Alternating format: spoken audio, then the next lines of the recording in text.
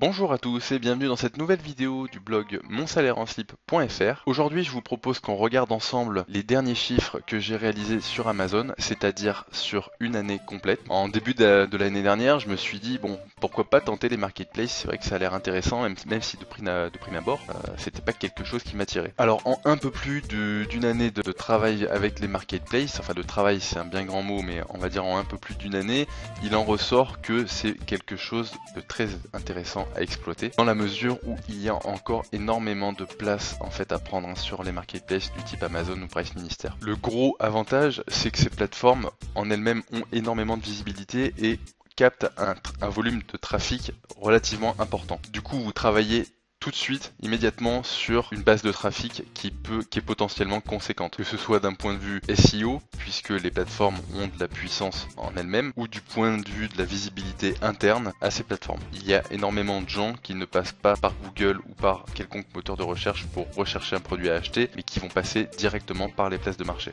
Donc pour cette année 2015, début 2016, moi j'ai été sur Amazon, j'ai pas été original, pour faire un petit peu mes armes, et puis j'ai fini sur Price Minister où j'ai fait quelques tests aussi, mais l'essentiel du chiffre d'affaires a été réalisé sur Amazon FR. J'ai pas attaqué les plateformes étrangères. Alors pour tout ce qui est marketplace, voilà, votre qualité principale, ça sera d'être malin et opportuniste. Voilà, être opportuniste, ça va être relativement important, surtout en fonction de la méthode que vous allez choisir, la méthode d'approche en fait que vous allez choisir. Il y a trois grandes approches. Alors la première approche, c'est vous allez trouver un produit qui est déjà sur Amazon, qui fonctionne bien, avec tous les indicateurs qu'il faut pour vous prouver que ce produit fonctionne bien, c'est-à-dire qu'il y aura des commentaires clients, il y aura des avis produits, le produit sera bien classé dans les catégories, du point de vue de la visibilité, c'est-à-dire que quand on cliquera sur une catégorie générique, ce produit remontera relativement haut, et vous pouvez aussi avoir accès au classement de ce même produit à l'intérieur d'une catégorie, c'est une information qu'Amazon donne. Je ne vais pas m'étaler trop sur la méthodologie aujourd'hui, mais pour l'idée, la première méthode, c'est de se placer sur quelque chose qui existe déjà et qui est déjà vendu par un autre vendeur. Là, la technique, ça va être finalement tout bêtement d'essayer de trouver le fournisseur, de voir si déjà c'est un produit sur lequel le vendeur marge bien. Si c'est le cas, vous pouvez vous positionner dessus et vendre un petit peu moins cher que lui ce produit, ce qui fait que vous apparaîtrez en box par défaut et a priori vous aurez un certain nombre de ventes assurées. Là où c'est dangereux, c'est que rien n'empêche votre concurrent, donc qui était déjà en place avant vous, à son tour de baisser le prix, et à ce moment-là, ce sera lui qui reviendra en box par défaut. Vous allez rebaisser à nouveau le prix, vous, et ainsi de suite, ce qui fait que de fil en aiguille, à la fin, plus personne ne gagnera d'argent ou presque. Donc c'est une approche qui est intéressante, mais encore faut-il être au courant que la fête elle va se terminer à un moment ou à un autre, tout simplement parce que vendre un produit sur lequel vous n'allez quasiment plus marger, c'est relativement pas intéressant. Mais c'est une approche qui peut marcher un certain temps, Moi ça a été le cas pendant plus de 6 mois. Bizarrement le concurrent n'était pas spécialement réactif au niveau de ses prix, et il n'exploitait pas tous les leviers que permet Amazon pour se hisser en box par défaut. La deuxième approche, c'est de se placer sur un produit dont vous n'êtes pas la source ni la marque, mais qui n'est pas encore répertorié dans le catalogue. Alors qu'est-ce que ça veut dire ? C'est tout simplement un produit qu'Amazon n'a pas dans son catalogue et qui pour autant existe par ailleurs. Alors pourquoi c'est intéressant ? D'une part parce que vous serez tout du moins au début tout seul sur ce produit. Il y a a priori très peu de repères pour l'internaute pour faire une comparaison de tarifs, et donc vous pouvez marger de façon très correcte la plupart du temps.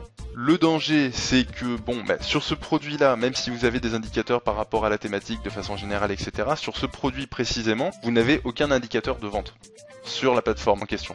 Et le deuxième problème, c'est que rien n'empêche qu'il y ait un concurrent qui d'un jour à l'autre arrive aussi et vous fasse le même coup que pour la première méthode, c'est-à-dire qu'il vienne se placer et vendre moins cher que vous. À ce moment-là, il profitera de vos efforts, c'est-à-dire que vous aurez rédigé la fiche produit pour lui, vous aurez dégagé le terrain, puisque s'il vient se placer derrière vous, c'est qu'a priori il aura eu lui de son côté les indicateurs comme quoi vous vendez bien ce produit, et donc à un moment donné la fête sera à nouveau finie pour cette deuxième méthode.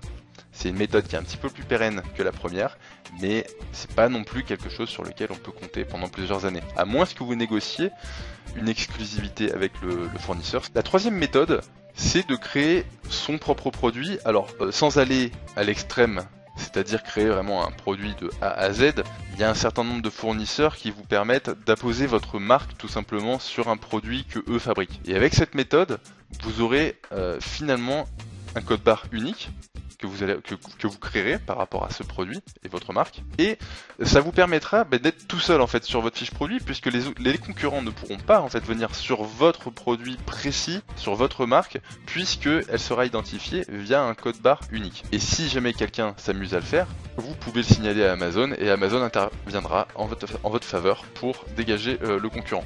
Donc voilà les 3 grandes méthodes. Moi j'ai utilisé que la première pour le moment parce que c'était celle qui était finalement le moins chronophage, mais c'est aussi la moins pérenne. Donc c'est pas impossible que dans les semaines et mois qui viennent, je tente les 2 autres approches et surtout la troisième, même si c'est un petit peu plus long à mettre en place à tous les niveaux.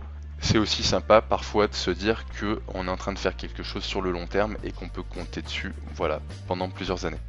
À noter, moi j'ai juste utilisé la Amazon et puis dans une certaine mesure Price Ministère, mais voilà, des marketplaces en fait il y en a une tripotée en France. Et alors si on part à l'international, là je vous laisse imaginer le nombre de plateformes qu'il y a, c'est tout simplement énorme. Il faut aussi considérer que les marketplaces et le e-commerce de niche de façon classique, c'est pas deux concepts antagonistes. Les deux peuvent se cumuler, les deux peuvent se compléter, et les deux peuvent apporter des informations relativement importantes quand on cherche à évoluer le potentiel économique de telle ou telle niche. On ne développera pas non plus l'arbitrage entre plateformes de e-commerce, mais sachez que c'est quelque chose de relativement intéressant à mettre en place. L'arbitrage, finalement, ça va juste consister à détecter les différences de tarifs que vous pourriez avoir sur un même produit entre 2 plateformes différentes, et puis à venir vous placer sur l'une ou sur l'autre plateforme en vendant moins cher sur la plateforme sur laquelle vous allez vendre, mais en vendant plus cher que sur la plateforme où vous allez vous sourcer. Mais c'est un autre sujet. On verra ça dans un prochain article. Donc l'objet là de l'article, c'était essentiellement de prouver qu'on pouvait générer de véritables revenus sans avoir à y consacrer énormément de temps, sans non plus mettre en place des concepts techniques très compliqués via les marketplaces. Donc pour l'année 2015-2016, voilà le récapitulatif. Donc là on l'export et on l'a commencé en mai de 2015. Vous voyez que les chiffres d'affaires sur chacun des mois est relativement constant, sauf pour le mois de septembre. Alors là, tout simplement, ça vient de moi, hein, c'est-à-dire que j'avais plus de stock. C'est plutôt bête, mais encore une fois, je vous l'ai dit, je me suis pas vraiment concentré à fond sur les marketplaces. J'ai plutôt abordé les choses en mode test, et c'est des creux qui devraient pas se produire. Pareil en janvier, où là j'ai clairement déconné, il y avait plus de... mes produits n'étaient plus en stock. Idem pour le mois d'avril 2016. Donc là, grosso modo, si on fait le calcul, il me semble, on est à peu près à 20 000 euros de chiffre d'affaires. Les produits que j'avais réussi à trouver me permettaient de marger environ à 10 euros par unité vendue.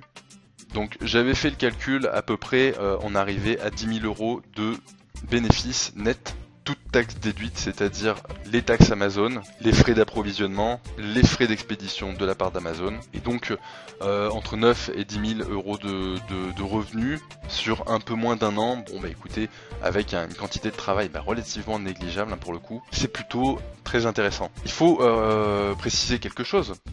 C'est que ces scores-là, je les ai faits avec 3 produits actifs à peine. Et étant donné que je passais par Amazon FBA, c'est-à-dire l'expédition par Amazon, l'expédition et le stockage par Amazon, le temps d'occupation à proprement parler de la boutique est vraiment minime.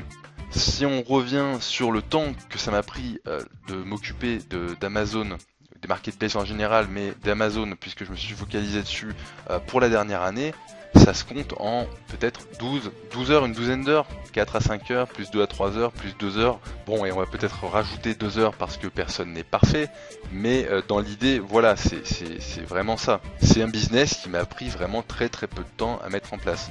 Le plus dur, bien sûr, c'est de trouver les niches qui vont fonctionner, les produits qui vont fonctionner, mais une fois que ça s'est mis en place, écoutez, ça tourne comme sur des roulettes. Donc, pour moi, Amazon et le reste des marketplaces, c'est vraiment un très bon filon à exploiter en parallèle des e-commerce de niche que vous allez monter sur des CMS et que vous hébergerez vous-même.